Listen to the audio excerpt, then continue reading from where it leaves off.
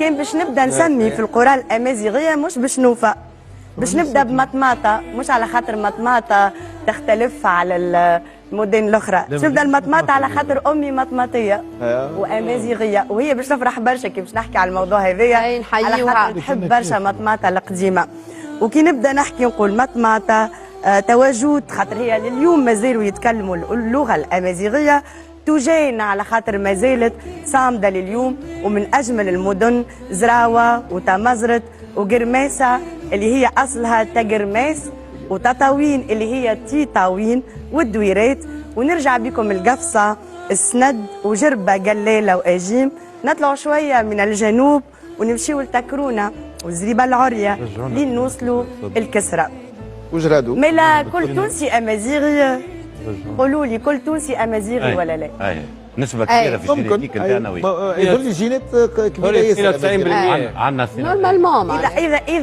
إذا نقولوا كل تونسي نختلفوا نقولوا امازيغي مش امازيغي، لا كل تونسي امازيغي. ها باش نقول لكم علاش، خاطر حتى وكان ماناش امازيغ ناطقين باللغة الامازيغية، فإنه الموروث، الثقافة، العادات والتقاليد، اللهجة نتاعنا التونسية امازيغية. لبستنا كي نحكيو على الكلام مثلا فرتطو، اهفت، غشاشر، سقنطري، هذه كل امازيغ. مكرون.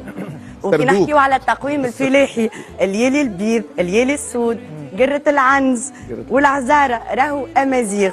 حاب نقول لك يا يسر زاده حتى امك تانجو امازيغيه، وقت اللي يخرجوا صغار امك تانجو يا الاولاد، اذا ما تصبش المطر باش تصب المطر. نحكيو على المرقوم والزربيه، الحولي والمنقوشات، الحوته والحمامه اللي هي رمز الحريه عند الامازيغ. الكسكسي اللي نطيبوه في راس العام ونحطوا فيه العظام المصموطه امازيغي راه، وهما زيدا يطيبوا كسكسي احتفالا بالسنه الامازيغيه ويطيبوه ب7 حبوب. علاش رقم 7؟ على خاطر يعتبر رقم التفاؤل ويتباركوا برقم 7 عندهم. هذيك علاش احنا كلمة 7 أيام و7 ليالي راهي امازيغية، على خاطر وقت اللي يعبروا على الفرح الدائم يستعملوا رقم 7، واحنا نقولوها وما نعرفوش اللي هي 7 أيام و7 ليالي امازيغية. بعد شوية باش نشوفوا بعض المأكولات اللي معروفة بها الثقافة الامازيغية، واللي هي كلها ترجع وتدور حول الأرض وما تنبته الأرض، البرغل والشعير، الزيت والزيتون، واشهر الاكلات كما العسيده والبرزقان والبركوكش والنسيج كما قلت المرقوم وغيره. وهو قاعدين نشوفوا في التصاور اللي تجينا من الجنوب التونسي زاده، وقت اللي مازال موجود المرقوم الامازيغي. اما كي باش نحكي على الحولي وتراو في اللبسه المزيانه هذيا، مش فقط للزينه، راهو عنده رمزيه كبيره. وكان باش نحكي على برشا حاجات بصراحه الحولي ثري برشا وما نجمش نحكي على كل شيء، اخترت باش نحكي على المخطوف الامازيغي. المخطوف هذايا هو عباره على شركه، الشركه هذه تحضرها الام لبنتها ملي هي صغيره، تحط لها فيه كل شيء.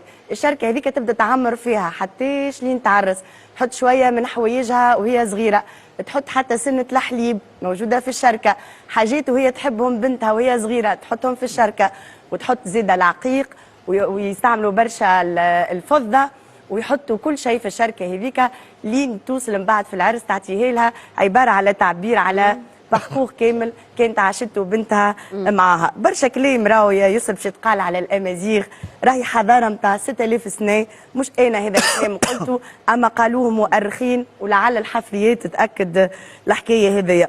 باش نحكي على برشا ناس تاثروا وافتخروا بالحضاره هذيا كما قلت الامازيغيه، واللي خليوا انهم يحافظوا عليها ويدافعوا عليها حتى من خلال الرشمات والا النسيج اللي يعملوه، كما اللبسه اللي انا لبستها هو مشروع ثقافي كامل خدمت عليه مريم بريبري اللي نسلم عليها برشا، اللي خدمت برشا على عليها مريومه، خدمت برشا على الرسوم هذيا، ومعناها وخذيتها كانها قضيه للدفاع على كما قلت انا على الحضاره الامازيغيه والاصول نتاعنا الكل.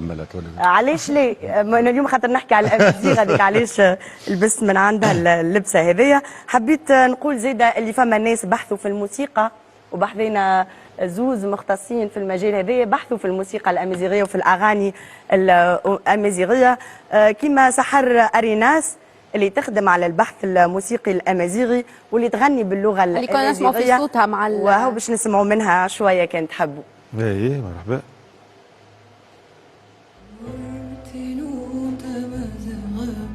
تماجي